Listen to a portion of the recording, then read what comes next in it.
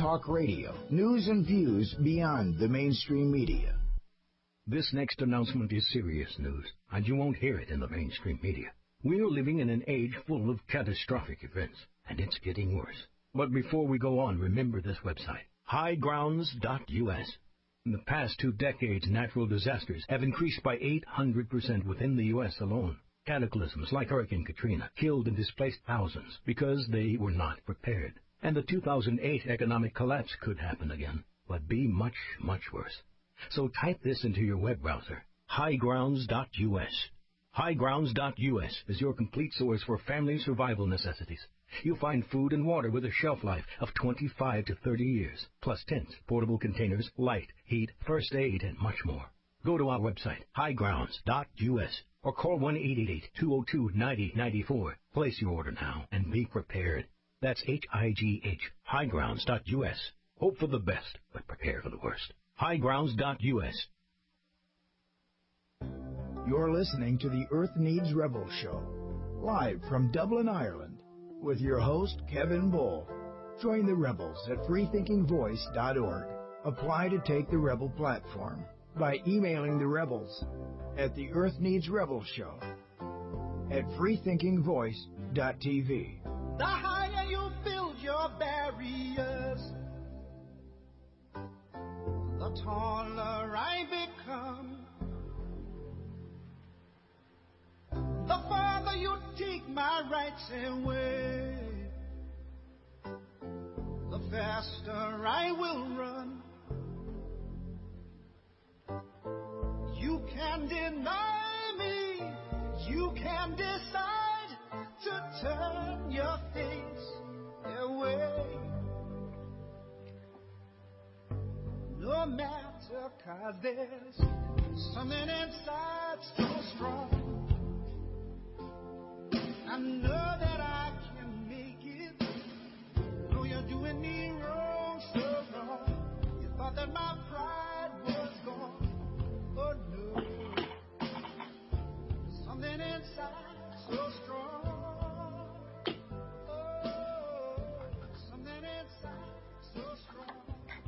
Hello listeners, welcome back to Three Thinking Voice, the Earth Needs Rebel Show, broadcast on Orion Talk Radio from Tonawanda, New York, 1650 on the AM, global on the internet, and don't forget your TuneIn radio and now your iTunes feed. If you want to know how to hook up to iTunes for Orion Talk Radio, then just go to the front page of oriontalkradio.com, and there's an article on there at the moment which will guide you through this. Very simple, easy to follow for your iTunes compatible devices.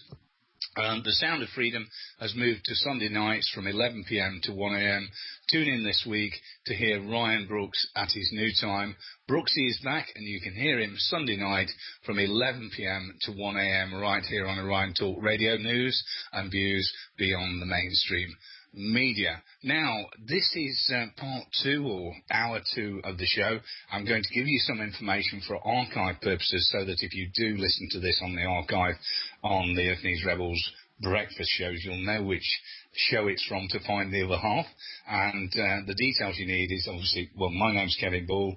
I'm based in Dublin in Ireland. The show is Three Thinking Voice, the Earth Needs Rebel Show, broadcast on Orion Talk Radio. And I can tell you the live show date for today's show is Tuesday, the 15th of October 2013. That's Tuesday, the 15th of October 2013. You should be able to put together the halves as downloads, which are free from oriontalkradio.com on the archive tab, and the Earth Needs Rebels will get you through to what you need there for downloads or listening.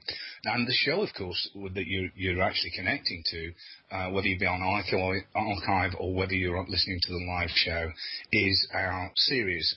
This is episode 4 of the series on borderline personality disorder, courtesy of some tremendous information from Dr. David M. Allen, MD, Professor Emeritus of Psychiatry at the University of Tennessee Health Science Center. Also the author of the book, How Dysfunctional Families Spur Mental Disorders. At this point, Doctor, I'm just thinking, although we've got all your information in the chat, listeners, and if you're listening on the archive, listeners, you can go back chronologically to this, where you can connect to Dr. Allen and all of the features around him. I just want to make sure that you get an opportunity at this point to pass some information to listeners, if you would, Dr. Allen, about how to connect with you.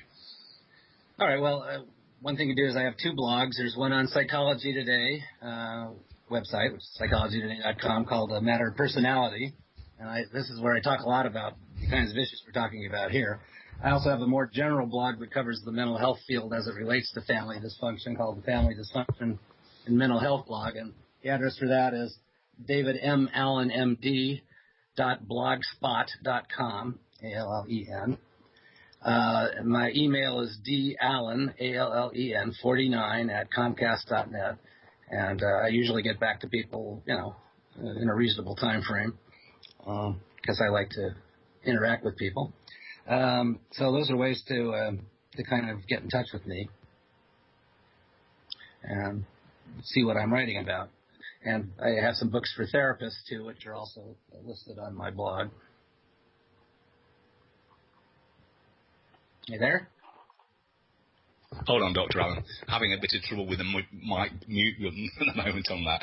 Now, before the news break, you were taking us through a section. You were looking at some of the behaviour, partly around splitting, where whatever you say, you could finish it with a patient with BPD following the opposite argument. And if you swap sides there, they could swap the other way as well. So you're in an Irwin situation. You don't seem to hit the middle of the ground at all. And if you try and take them in there, then you could get even more problems. Well, there are ways to do that. And maybe we can get into some of those, or maybe we can. But I just kind of wanted to give the listeners a sort of a flavor for what therapists might be up against.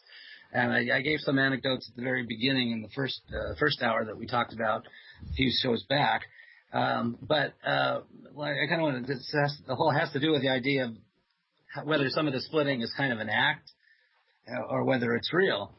I started private practice in 1979 in Burbank, California. And this was before borderline personality disorder was in the DSM. That didn't happen until the next year. Like most of the psychiatrists in town, I shared call with some other doctors who were spread around town. And it was my first time up on, it was a week at a time. And it was Friday night, of course, at 9 o'clock. And I get this call from my answering service, and they're laughing on the other end, going, "Oh, well, you get a hold of this lady," and blah, blah, blah. And I go, "Oh, my goodness. All right, put her on." And I go, "Hi, I'm Dr. Allen. I'm covering for Dr. So-and-so. What's up?" And a voice on the other end says, "Doctor, I need help." So I said, "Well, what seems to be the matter?" And there was a stony silence. And then she said, "I just told you, doctor, I need help." I said, "Well, what's wrong?" And then she said, "Well, how am I supposed to know? You're the doctor." "Don't doctors help people? Why don't you want to help me?" "Well, can you tell me a little bit about what's going on? Why don't you want to help me?" "Well, do you need a change in your medication?" "Well, how is that going to help?" Okay. Well, this went on for about 45 minutes. Okay. She would give me absolutely no information to go on whatsoever. She was threatening lawsuits, suicide, the whole bit. Finally, I just didn't know what to say, and I finally hung up because I just didn't know what else to do. Okay, well, guess what? I had found out later that she had pulled this same routine with every other member of my call panel the first time they were up. Very nice of them to tell me about it, right? One of them got so angry at her, told her she was a dog and she should have consulted a veterinarian. Just to go out, I don't even know how provocative this might be. So I guess he wanted me to feel helpless. I mean, it didn't occur to me that was what's going on at the time. Sorry, I'm giggling in the background here. Because the reality of the situation is just so typical. Please continue, Dr. Allen. That was pretty extreme. I've never seen that again, but that was like, oh my God, So it occurred to me that she was trying to do a little projective identification and get me to feel helpless. And then I found out that they want you, but they want you to feel one of three things, but they secretly hope they fail at it. But they're very good at drawing those reactions out. They either want you to feel helpless or anxiously guilty, like, oh my God, if I were a better therapist, I could figure this out and I could help this poor woman. just anxious in general. Like, oh, my God, what am I going to do? She's going to sue me for malpractice, and she's going to commit suicide, and then blah, blah, blah. So, and then, of course, the question, well, why would they want you to be, either anxious, guilty, or hostile? And then I didn't know anything about family dynamics at the time, so this kind of was one of those little things that kind of set me on my way to try. I had to figure this out. One thing about me, people ask me why I got into this, and is I don't like to feel helpless. And of course you are helpless at the beginning of treatment because you don't know anything, and you really can't help them unless they cooperate. And you got to get used to that idea. We used to joke, it hits you right in the God. You can't help everybody right off the bat. But they know that. Okay. But why would they want you to feel that way? Okay, because that's what they do with their parents, and they're trying to get you to act like their parents so you can become one more enabler. But the kicker is they are really hopeful that you'll be different, even though they're really good at this, as you can tell from that example. They hope that you'll say, well, gee, I'm not going to be able to help you. You're not giving me anything to go on. Well, what's wrong with you? I'm sorry, I guess I'm not a good psychiatrist. You call me back when you feel like you can tell me something more. And there wasn't anything I could do. I'm sorry. And she knew it. This was not a stupid lady. She knew exactly what she was doing. Absolutely. And this is where the shall we say, an enabler, if you like, could fit in the other side of this, who might be a little bit of a narcissistic personality to even fit in there. They've got to, really. I'm going to fix her. I'm going to do it because I'm special. No, you're not. Not that special. They don't make them. I always say, gee, if I had the answer to that, I'd love it. I'd be a multi-billionaire. Everybody would be coming, and I could charge thousands of dollars in a consultation and cure everybody's problem in one session. Well, I'd love that. Ain't going to happen. This is something that I'm going to put this to you. This is one of the questions, really. Obviously, we get changes. This is more so females than males in BPD. And we get changes depending on hormones and all kinds of things that can trigger events, and it gets more complicated. But for some ladies anyway, it's a difficult time around menstruation when there's an overload on the HPA axis, and that can lead to problems more so in one lady than another. And I can't help noticing that we do get a bit of this kind of behaviour around that time anyway. Can be in a lady where the guy can't really you stand in the light anywhere. No matter what he does, he's wrong. And I think we all recognise that in normal behaviour, don't we? Yeah, it's true of everybody. I mean, if you're tired or if you had a sleepless night, you're more irritable, and you're more likely to react in ways that you might think better of later on. And that's true of them too. So they do have a more difficult control if they're sick, or if they're having premenstrual cramps, or if they didn't sleep the night before. A lot of times, depression in borderline patients or patients with borderline disorder is often a different breed of cat than in other people, in that it doesn't tend to respond in the same way to antidepressants, and it's more reactive in nature. But sometimes just getting a good night's sleep and not panicking helps the depression, and helps them be less reactive. So, yeah, anything that's going to compromise self-control in anybody is going to do the same thing in them. So if that's true, and I'm putting this to more of you as a psychiatrist and from the psychological aspect, I know you train fully in both sides, then if we look at it from more of a psychiatric point of view, then we could have people, because there's a whole range of this disorder, that we could have people on the lighter end of the scale that perhaps only feature the symptoms when they're under load, i.e. At a time of menstruation. And the rest of the month they could be fine, but it tends to trigger it on the minor side of it, rather than someone that presents all the time. Well, there's a small minority of people that if you treat an underlying what we call Axis 1 or major psychiatric condition, the personality disorder seems to go away. But they're in the minority, okay?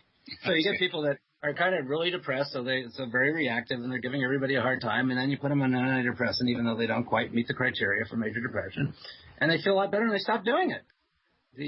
So we have state-dependent versus trait-dependent. Most of these people, though, are traits, so they're going to be this way even if they feel fine. Yeah. do you tend? I'm wondering about something else on this side as well. Obviously, we have conditions that in psychiatry that can present with mental health symptoms due to a reason. One is that obviously a big one is if you've got HPA axis problems of some kind on a physical basis. I'm an Addisonian, so I've got Addison's disease. I was misdiagnosed with bipolar for 13 years, and then eventually when they did the endocrine test, they realised, and of course, cortisol replacement therapy just corrected everything straight away. These things happen. But and hyperthyroidism or hypothyroidism, same thing. Yeah. So you've got to go through exclusion testing, I would imagine, with patients with BPD in the same way to make sure you haven't got these kind of contributing factors, I would imagine. You have to take a complete biopsychomedical social history. And this is the thing I write about in the blog because with managed care in the United States, and it's happening elsewhere, they're throwing that out. They'd rather just have somebody fill out a depression inventory, which is totally invalid, and stick them on a drug without evaluating the context, the pervasiveness, or the personality, the medical state of things, all that. I don't, even though some of my best friends are psychologists, I don't think that they should have prescription writing rights because psychiatric medications don't only affect the brain, they affect every other organ system, and they interact with every other drug in the book and every disease state. So if you don't know about diabetes and hyperthyroidism, you're going to miss it. Or you're going to miss that the drug is what's causing the problem, not the person's psychological condition. This is an interesting area because I've had the same discussions I'm having with you now on exclusion testing and with different psychiatrists and psychologists as well. And it's different depending on what structure you're working within, whether you're working and where you're working as well. You might be working in Europe. It's different in Europe to what it might be in private medicine where it's totally self-pay in the USA, which I think is as good as it's going to get, really. So people not... If you just unfortunately you have to cater to a rich clientele who can afford to pay out of pocket, then you're kind of depriving a lot of other people of treatment. So I know that's certainly not the best solution. But I think this is really going on a side kind of it. I mean, psychiatrists are really wimps when it comes to their own economic interest. And we need to be speaking up. People just go along with this stuff like, well, I guess I got to do that. Well, no, you don't. There's a shortage of us. What I'd say in reflection to you, you mentioned the trend to go towards, perhaps looking at depression rather than looking underneath it and all of the exclusion. There's a tendency to move over that way more and more. And I picked this up in Europe in the same way in the UK, that from about 95 onwards, I think it was particularly noticeable that the criteria started to change a little bit. And exclusion testing became less and less the case, or the degree of exclusion testing went downhill. And because that starts to happen, then it was cost orientated in the state service, obviously a lot of this as well. It then leaves you into other problems that you're more likely to have a misdiagnosis because of things like this. But one of the other areas, and it's as far as I'm going to take you away from psychiatry, I promise I won't go any further. When we look at physical illnesses, of course, any loading on the HPA axis, not necessarily like I'm talking Addison's disease, but we can have physical conditions that can so overload the HPA axis, it's almost the same as if you've got an adrenal failure. And you can then present with mental health symptoms that are very real because of a physical illness. It's not necessarily just depression because of what you're experiencing, is it? Right. Well, but yeah, again, it mixes because trauma in childhood can cause that axis to malfunction, and on a chronic basis. So you got to kind of throw that in there too. Yes. That would mean that we don't know if that. The question is that reversible? Yes. And the answer is we don't know yet. And that, when we're looking at trauma, that's more to do with the dopamine side, isn't it, than the probably. brain? Yeah. Probably. Yeah. Yeah. I know when we're looking. But also the HPA, just cortisone. Sure, cortisol response. Yeah. I know when I looked at it. We've been talking about ADHD, it tends to lean over that way. But going back to where you were, and you were talking about the situation of where a person would keep taking the opposing, no matter where you went. It's like chasing moles down holes when you're doing this sort of thing. You know where I'm going here. Whack-a-mole, we call it, yeah. Yeah. When we look at that, some of that behaviour can happen for different reasons. I'm giving an example. I'm a little bit controversial. If there is an overload on the HPA axis, you can get that kind of behaviour out of people because of the stress and everything, that they go very much that way. And I wonder, do you get the same things as we see in DID? This is my personal experience only. I'm not an expert in this. Where we see people with DID, when they reliving the experiences, they go ice cold when they go into psychosis, and it can be very intense indeed. A real drop in body temperature, so much so that in the US, not in Europe, they do prescribe cortisol during therapy sometimes for DID patients. Do you think any of this could be going off with borderline personality, that this is such a trauma that they could go into holes of chemical functioning around the HPA axis that are incited by the recall and behaviour? Yeah, well, I think so. I think DID is probably a more severe form of borderline personality, so sort of at the extreme levels, and they come from the most extremely abusive backgrounds, things that you just can't imagine could happen to anybody. I haven't treated a whole lot of them, so I can't make too much of it. It's hard to make a lot of generalizations based on clinical experience, because there aren't that many of them really, and some of them are triggered iatrogenically or by the doctor's suggestion, but that doesn't mean they all are. But it's sort of like serial killers. There just aren't enough of them for us to make any really good generalizations. That's right. Based on what you find with one of them. But yeah, I think under high stress, then that what you're talking about will kick in and they'll act out more. But again, I think they have more control than they're given credit for, even with that. But where we are on the edge of this is, I'll put another question to you, and there's a problem, as you've explained, with misdiagnosis around borderline personality disorder, which is pretty well known, the crossover to bipolar and various things like that. I think there's a crossover to ADHD, as you indicate as well, because when we look in this area and we look at how the chemistry can be affected and the HPA axis in these in the trauma and behaviours, which are pretty exhausting on chemistry anyway, what they're doing, then if we look at that, and as I've explained to you on probably an early episode, it's so easy, if we can't understand what's going on, to blame this on chemistry itself and to go for more towards the neuroscience side of things and looking at it as an ADHD issue or things like that. Is this how we get the crossover, do you think, that it's through lack of understanding? Well, I think there's so many factors involved in what you're talking about. It's hard to focus on every one, but the culture now is that everybody wants a quick answer. Managed care doesn't want to spend any money. Psychotherapy is very cost effective, but it ain't cheap. Cost effective and cheap are two different things.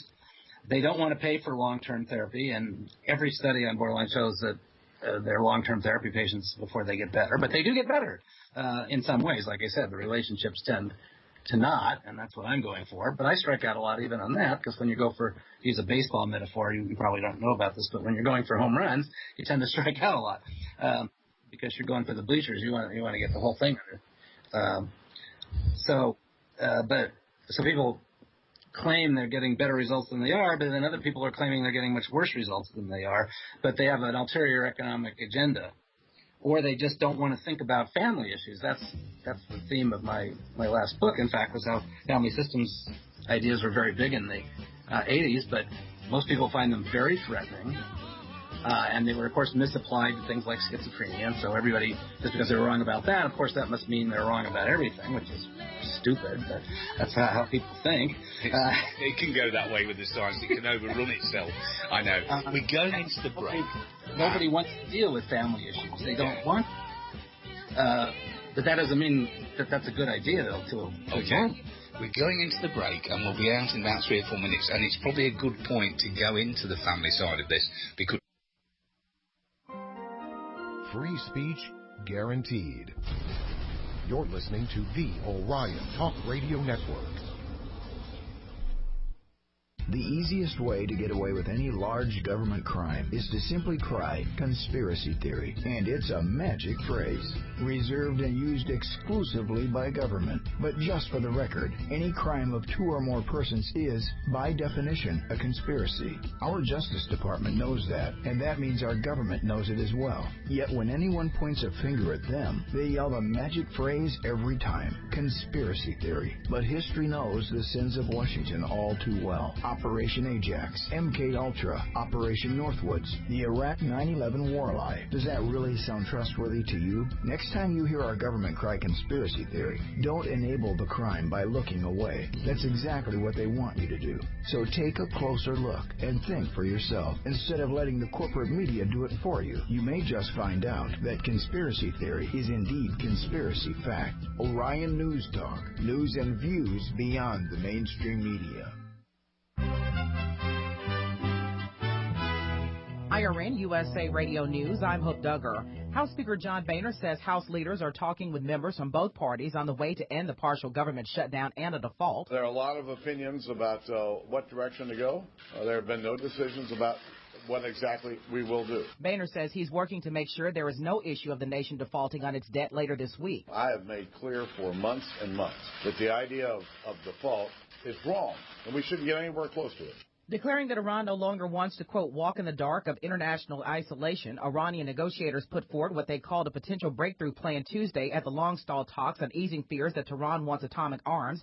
The deputy foreign minister said the Iranian plan's formal name was, quote, an end to the unnecessary crisis and a beginning for fresh horizons. He described it as having many new ideas, but added negotiators had agreed to keep the details confidential during the morning bargaining session. This is IRN USA Radio News. I bet you've heard this phrase before, build a better mousetrap and the world will beat a path to your door. It's attributed to poet Ralph Waldo Emerson in the late 19th century. Since that time, more than 4,400 patents have been issued for new mousetraps, making them the most frequently invented device in U.S. history. Hi, how in the world are you anyway? I'm Andy Willoughby from the 3-Step Plan Home Business System. Now, we don't sell mousetraps, but we do market the highest quality products we can find in our business category. To prove it, we'd like to send you a free sample that you could try for yourself. Right now, we're looking for people in this area who would like to earn between $500 and $5,000 a month using a telephone and the Internet to market these great products. To get your free sample and find out how you can make extra money working from home, go to 3stepusa.com. That's 3stepusa.com or call 800-480-2102. 800-480-2102. Flawless Science believes you deserve the right to have a long and healthy life. You deserve to have toxin-free air and water and foods rich in minerals and nutrients. Factory farming, genetically modified foods, and thousands of environmental contaminants are polluting our world and stripping your right to healthy life away from you. FlawlessScience.com helps you regain these rights. FlawlessScience.com makes natural products and provides the best nutraceutical products to enhance your quality of life, your state of health, and well-being. So whether you're struggling with obesity, diabetes, hypertension, memory loss, allergies, high cholesterol, neuropathy, or to spice things up in the bedroom, FlawlessScience.com is here to help you. FlawlessScience.com ships quickly worldwide in discreet packaging and will never sell your information to anyone for any reason. For all your wellness, weight control, extreme muscle building, and nutraceutical needs, visit FlawlessScience.com today. DependableVoice.com, the total solution, one-stop shop for your business telecommunications needs. Nationwide business class telecommunications services, providing voice and data, voice over internet, and hosted PBX. Dependable Voice is now offering the first month free for any voice over internet and hosted PBX services. Save up to 50% on your current phone bill and save thousands of dollars with no need to purchase PBX hardware. Hosted PBX and voice over internet services include free local and long-distance calling to the U.S. U.S., Canada, and Caribbean. Email to voicemail, follow me services, multiple visual call reports, dynamic auto attendant, advanced ACD and call queue, unified voice and fax messaging, and much, much more. Plus, get your first month free with a minimum 3-phone system. Call Dependable Voice today at 1-888-346-1085 or visit them online at dependablevoice.com. That's dependablevoice.com. Dependable Voice, the total solution for business telecommunications. This is Tim Watts, inviting you to let it all hang out on Mad as Hell, Saturday nights from 10 to midnight, right here on Orion Talk Radio.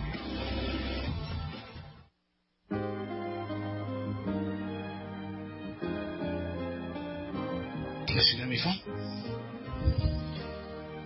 I need the phone number written down for me, please.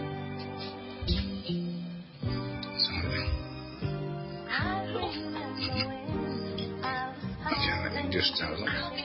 It's okay, I can't move from here to gate. I can't, I'm sorry. I'm trying to deal with...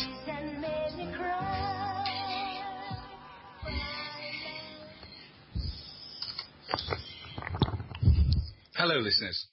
Welcome back to Three Thinking Voice, the Earth Needs Rebel show, broadcast on Orion Talk Radio from Tonawanda, New York, 1650 on the AM, global on the internet, and don't forget your TuneIn radio feed and now your iTunes feeds.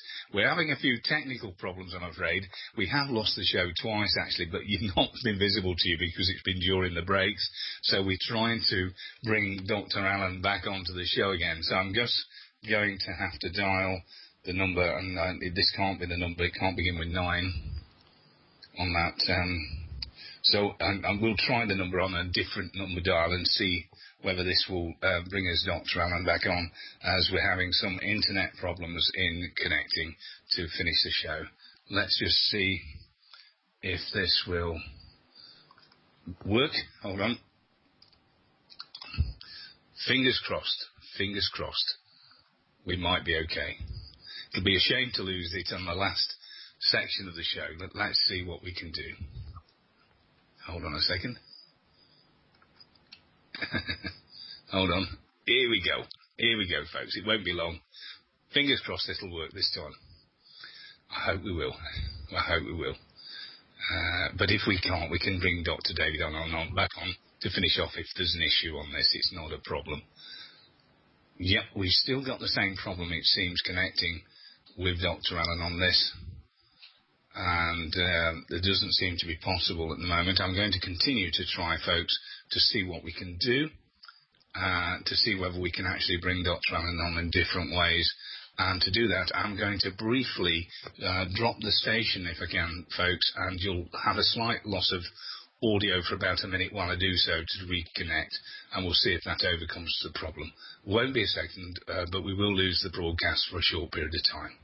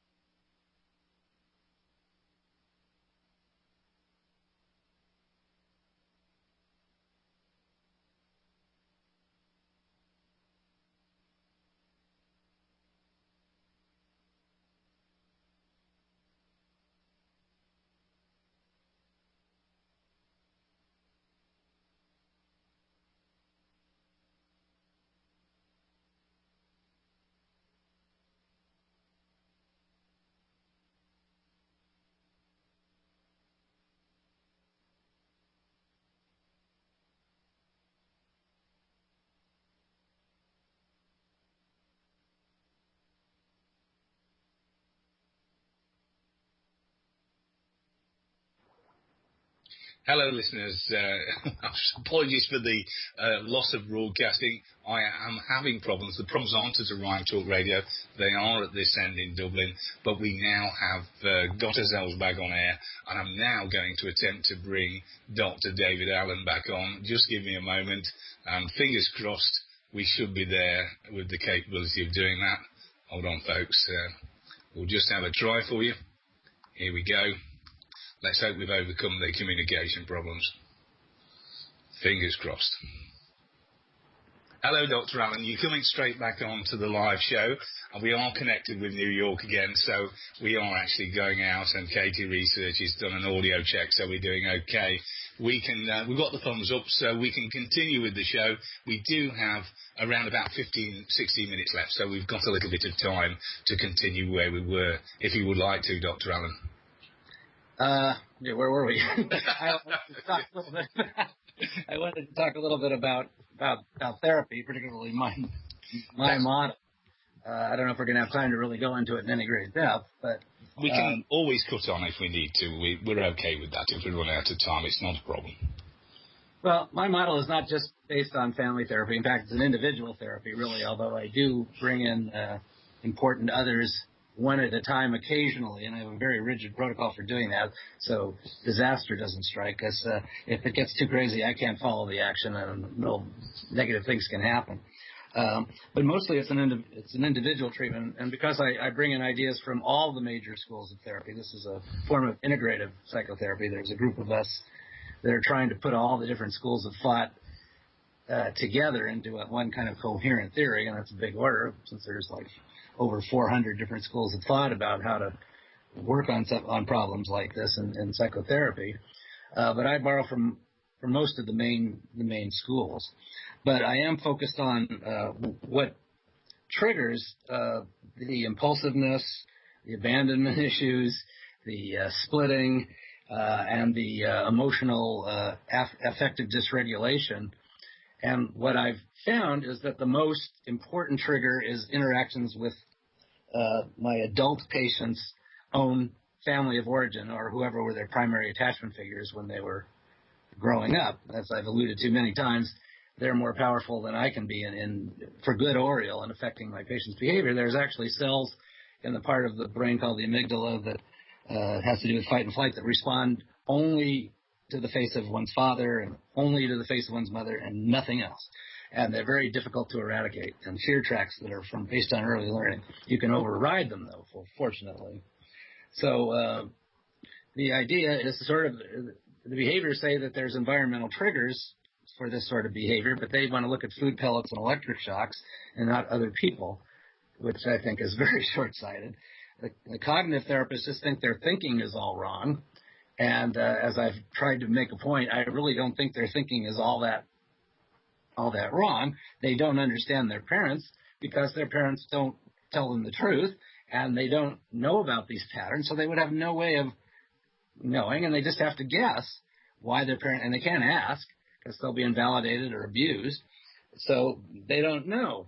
So it's just not irrational thinking. And it's just not something that they put in their own, it's sort of internalized, like the analysts think, and they're warring with themselves. They are doing that, but it's triggered by their family relationships. So the whole idea behind unified therapy is to look at what the patterns are, how they came to be by tracing their origination by looking at something called a genogram, where we actually trace back, it's all well and good to say you're reacting to your parents, but that begs the question of why your parents are acting the way that they are. And then maybe we could blame the grandparents, but then the question becomes, well, why are they acting the way that they are? I guess we could just blame Adam and Eve and get it over with, but that's not very helpful. So we can't always find out where the patterns came from, depending on the patient's age and who's still alive at the time. And the whole issue of when the parents die off is a whole other show I'm not going to get into, but that's one problem I still haven't completely figured out, because some people get a lot better suddenly and other people get worse than ever, and it's hard to know why. I have my own guesses about that. But I find that these repetitive interactions with family members are what triggers these episodes. So first thing I got to get the patient to do is to tell me the whole story and not make me try to feel frustrated helpless, guilty, or anxious. So I actually have to listen to patients and not asking questions, but to get answers, pointing out discrepancies in what they're saying, sort of holes in the plot, things that seem to contradict one another, asking them what other family members say about the issues, because people don't volunteer that. I call that don't ask, don't tell. Until I started asking, well, what does your mother-in-law think of the problems you're having with your husband? I started asking those type of questions, and all of a sudden a flood of new information that I never got ever before from anybody started to come out. So I started asking that question. But they have to trust you. Of course, the patient has to trust you that A, you sort of know what you're doing, and B, you're not going to react like their parents do, but you're going to be empathic and listen to them unless they're abusing the privilege, like I alluded to earlier. Okay, and then I sort of shut up and just asked them to start talking about things and ask a lot of these questions. And gradually I developed the idea that it's these repetitive dysfunctional interactions that are triggering them. So if they break into tears and their main complaint was depression when they're describing this, it's pretty hard for them to deny that that's an important trigger. And that's the kind of thing that happens. They'll try to deny it, but the evidence just continues to mount. And I'll say, well, gee, I know you said you don't think that's important, but then you said this, and that. Sounds like it is important. And they pretty much have to admit at that point, well, maybe you're right. And they kind of knew it all along anyways. But then that starts up, then why is my family acting this way? Is it because are they mad, bad, blind, or stupid is the usual explanation. Is they're either crazy, evil, they don't, they forgive them for they know not what they do, or they can't even see it, And I slowly contradict all of those explanations because there's usually a lot of evidence to the contrary. But that doesn't answer the question. How does somebody abuse their own child? I mean, how do you understand that? I mean, it's so beyond a lot of our comprehension that we don't know. So then that leads to the genogram, where our goal is to establish some empathy for the misbehavior of various family members. And I distinguish empathy from sympathy. Sympathy means I not only understand what you did, but it's okay. Well, in the cases of abusive situations, it's not okay, and the other person knows that. So if you try to be sympathetic to abuse, they know you're lying. The abuser knows you're lying. So it's not empathic. Empathy means, I try to understand what you did, but it wasn't necessarily okay that you did it. Okay, so then what do you do about it? How are you going to stop these patterns? Because whenever they've tried before, and these people are smart usually, they've tried everything that most people think of. They've read books. So their idea is either to cut off the family, and they all say they want to do that, but their heart isn't really in it. Or if they do, it ends up affecting their relationships with their own kids. So we have this whole toxic parent movement in therapy where you're going to divorce your family. And I don't think you can, because you carry them around with your head. And it just affects all your relationships. Plus, it's kind of lonely to have no family. So no matter how bad they are, and no matter how much you wish that you'd hated them completely, there's still a side of you that would say, I wish they'd quit acting this way and be the parents I, kind of like them to be. Of course, they can't go back and fix what's past, but they can fix what's happening in the future. But they don't believe that at first. That's the hardest part of my therapy, is convincing them that we can come up with a strategy. And I don't want them to do it until we come up with a strategy that both of us agree is going to work. And it's not easy, because it's just amazing all the ways that people have to get other people to shut up. And sometimes if violence is an issue, it has to be done over the phone, but in general, it should be done face-to-face. And it has to be one at a time. If they try to confront both parents at the same time, never works, because it's 2 against 1. It's just hopeless. It's got to be done one at a time. They've got to practice the strategy that we've come up with, and it's different for every family. And so we do that through role-playing. First, I have them play the parents so they can show me what they're up against, and I try out various strategies for bringing up the family dynamics to see if we can have a reasonable discussion where they won't get defensive or violent or withdraw. And some things will work and some things won't. And then we revise it as we go along, and we come up with – and they're pretty good at predicting how the parents are going to respond, because they've been with them. In fact, when they say, gee, I don't know what my dad would say if I said that, that's usually a good sign. That means that the dad wouldn't know how to react either, because they've never done that before. They've never been faced with that situation before. And certainly the way that the patient kind of invalidated me at the beginning of treatment gives me clues as to what's happened to them, because they dish out as well as they get when they become adults, obviously. And again, I get criticized by a lot of patients who read my blogs for saying that, but I'm afraid it's true.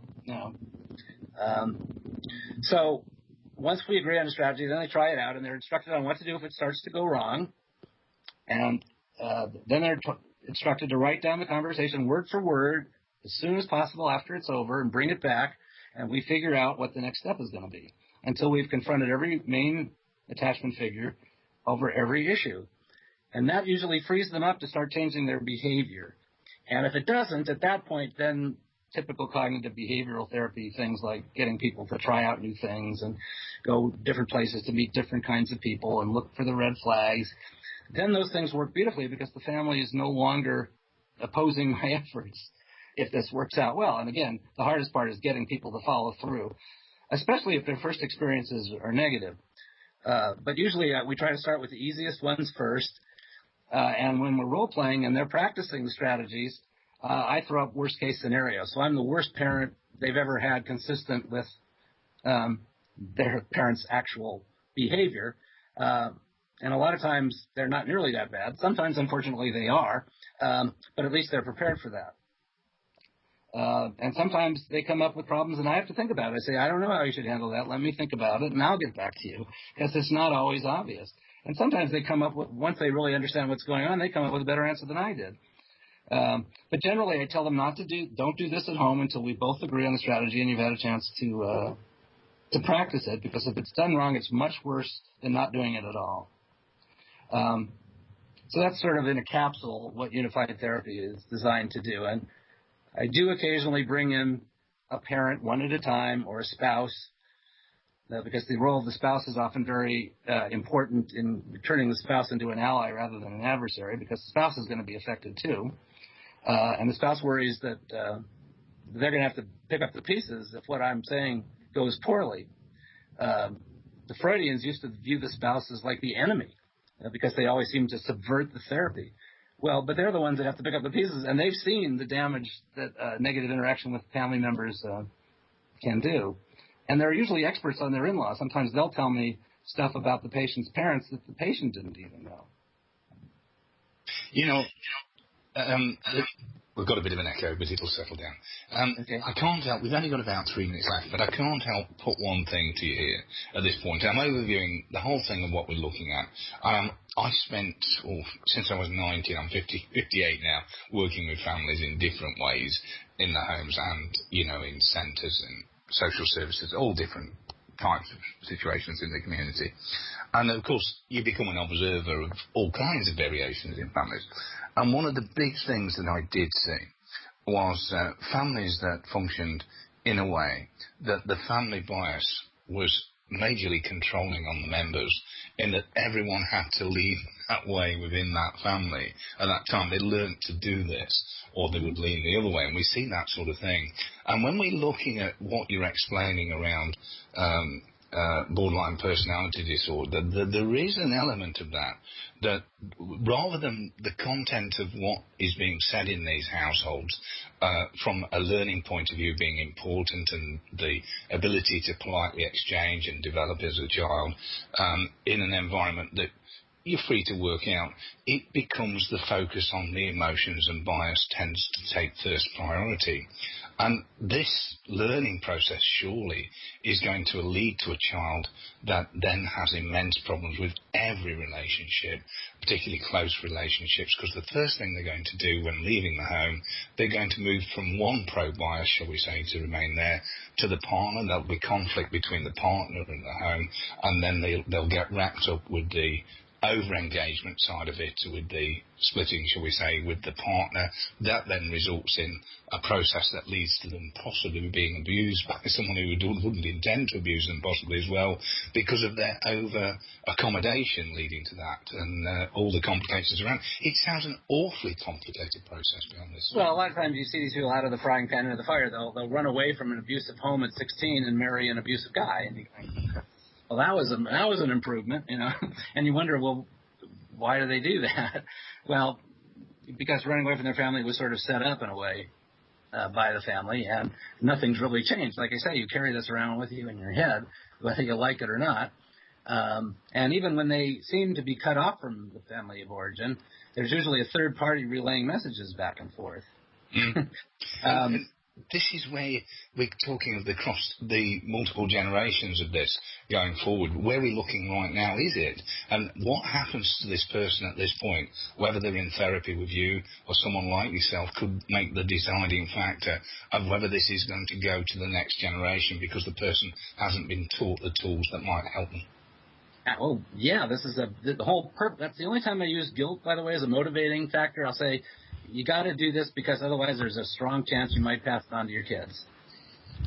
Absolutely. Well, I never use guilt as a motivator except for that one exception. Extremely valid as well, and then all the problems that ensue beyond that. But we're coming to the end of the show in about 30 seconds, Dr. Allen, and, you know, I say the end of the show. I'm going to have a chat with you afterwards because I actually think there is an interesting bit here that I want to explore with you off air as to whether there is potential to go and looking at the movement across the generations so that people understand the importance of why people need help with this disorder, possibly more than any other, because it can be so damaging in a cross-generational way. I think you know where I'm going to go when I talk to you privately on that. It's an important factor.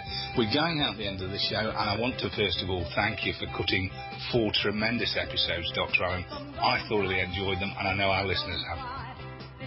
Well, again, thanks for having me. I've enjoyed it as well. Stay with me until after the show, if you would, and I'll have a brief chat with you after the show. Right, listeners, thank you for listening to Free Thinking Voice, the Earth Needs Rebel show, broadcast on Orion Talk Radio. We are back tomorrow between 1 and 3 p.m. with another live show, and you've got the 2 opportunities in between to listen to the Earth Needs Rebels breakfast shows between 7 and 8 p.m. this evening on Eastern, and between 12 midnight and 4 a.m. on Eastern, and on GMT, that is between midnight and 1 a.m. and 5 a.m. and 9 a.m. GMT before we go to tomorrow's live show. Thank you for listening. I hope you've enjoyed this series to where we are at the moment, but I find it fascinating. Did you know that the water you're drinking may contain over 2,000 different contaminants? From hormone-disrupting and mind-altering chemicals like fluoride and pharmaceuticals to newly emerging contaminants like radiation and other hybrid chemicals that water treatment plants don't screen out of our drinking water. PureEffectFilters.com is a breakthrough filter solution to effectively reduce the widest range of such contaminants, including the radiation coming from the Fukushima disaster. In addition, the filters will also revitalize your water by releasing natural minerals and electrolytes while increasing pH and antioxidant levels. Safeguard and revitalize your drinking water today with a breakthrough Pure Effect water filter system. Visit PureEffectFilters.com to learn more, or contact us today at 1-888-891-4821. That's 1-888-891-4821. Or visit PureEffectFilters.com to learn more. At Orion Talk Radio, we're constantly working hard on your behalf. But the fight for freedom could not be fought without you. So we want to hear what you have to say.